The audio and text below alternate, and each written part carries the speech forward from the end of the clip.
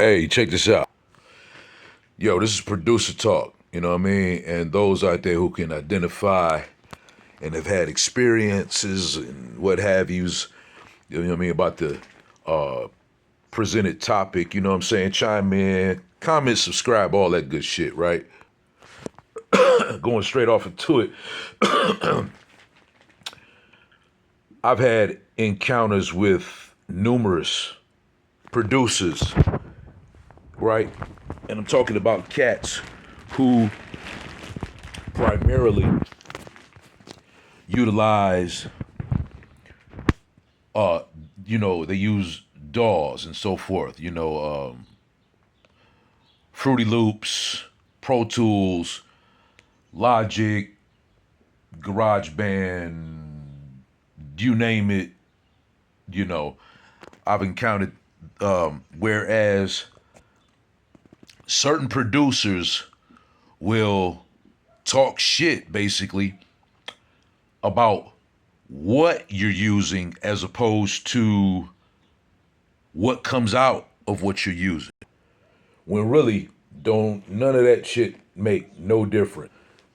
Cause the simple fact is it's all about what comes from here and here out of these. It's not the hardware or software you're using.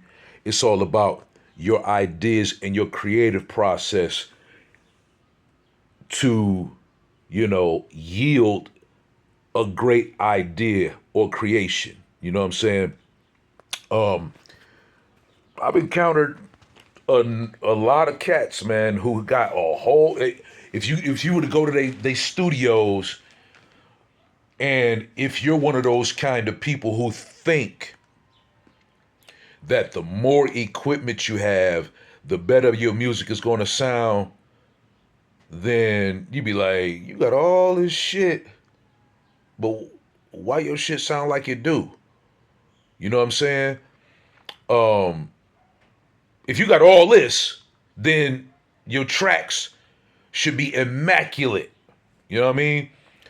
When that's simply not the case. You could go to a studio that is in a room as huge as those rooms at let's just say for instance Hitsville, Capitol Records, Electric Ladyland Studios, with all of this wide array of equipment and what have you. But then sometimes their beats end up sounding like they made it on a Commodore VIC 20. You know what I'm saying? Simply put, again, it's not about the equipment you have. It's about what comes from your heart and soul, out of your mind, and out of your fingers, onto your keyboard, into your computer, and out the speakers. Okay? Being honest, when I was first introduced to Fruity Loops, and I was still in I was on the Ensoniq ASR 10 at the time, right? So I'm still using floppy disks. I'm I'm working with limited sample time, like under a minute. You know what I mean? I'm working with crazy limited memory space. Everything on my end, as far as the technology was concerned at that time, was very limited. And for all of those years that I continued to use what I used to record, I trudged through the mud and I beat the odds because I was able to just work with what I work with and produce good yields. Okay. And so, that being said, like I say, being totally honest, in that era of the ASR 10, Fruity Loops emerged, right? So I was working with kids at the time, and they had a little studio. and the kids would be in there using Fruity Loops. And when I first looked at it and how they, composed their tracks on there, it was pre-made, pre-composed samples on there that came with the program. And there was a grid, a grid, if you will. And inside this grid, there were little squares. And then what you could do simply is you could take a sample from over here and you drop it in the grid. And all you're doing is filling up those sounds, those squares with sounds. And it would, it would just fall into sequence. It immediately lined up with the tempo. There was no off loops or anything. You didn't have to do anything. You know what I'm saying? But place it. And basically it was a tool of composition and arrangement. You didn't punch the keys. I mean, you didn't punch the beats out, nor did you play the chords, because everything was right there. It was already pre-composed. So, again, you're dragging and dropping and arranging. And my first initial thought was, this shit make motherfuckers lazy, because you ain't doing nothing. You ain't creating nothing. You're arranging pre-made sounds. So I had my nose in the air a little bit like, peasant. You know what I'm saying? But where I found it to be a really dope tool is when I looked into it further to see that you actually could compose beats. You know what I mean? You could create, rather. You could create, compose, and do all of that. And I thought it was just that particular, screen of ability where it was just the grid. And I was like, oh, okay. So, okay, I give Fruity Loops its props. And for a long time, Cats was on the producer level, like, man, them old Fruity Loops ass beats, blah, blah, blah, blah, blah. And I was like, no, Fruity Loops is okay, So then I started, to, push further and look into other programs. And that's when I kind of came out of the ASR 10 era. I still own it.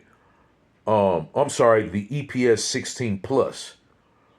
ASR 10 is basically the 2.0 of the EPS 16 Plus. And anyway, all of that to say that again, I'm gonna go right back to what I just said earlier. It's not about what you use to record with. It's all about what comes out of your heart and soul, your brain, out of your fingers, onto your recording software, and out of the speakers. And if heads nod, you've done your job. Simply put, right? So, I was watching a video a little earlier that talked about how Ninth Wonder, and I remember this era, when he was shunned and shamed basically for making beats on a computer. And now, where are we now? Everybody makes beats on a computer. You know what I'm saying? Human beings are fucking stupid, you know what I mean? But anyway, I digress. The fact of the matter, again, is I have a video on here which talks about me using the machine, right? Micro. I was using the machine Micro on this particular video.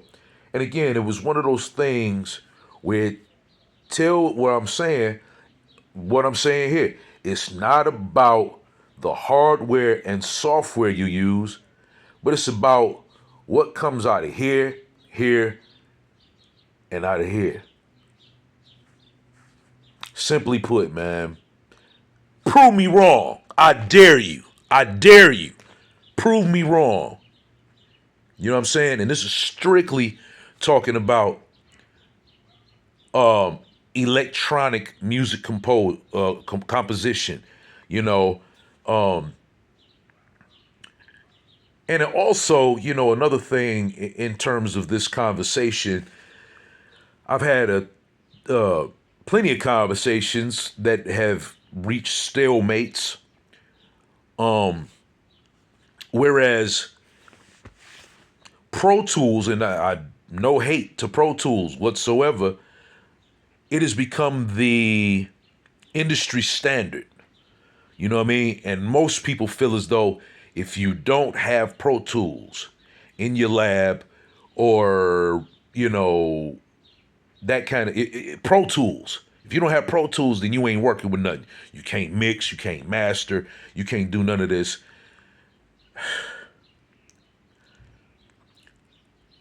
You can. You can.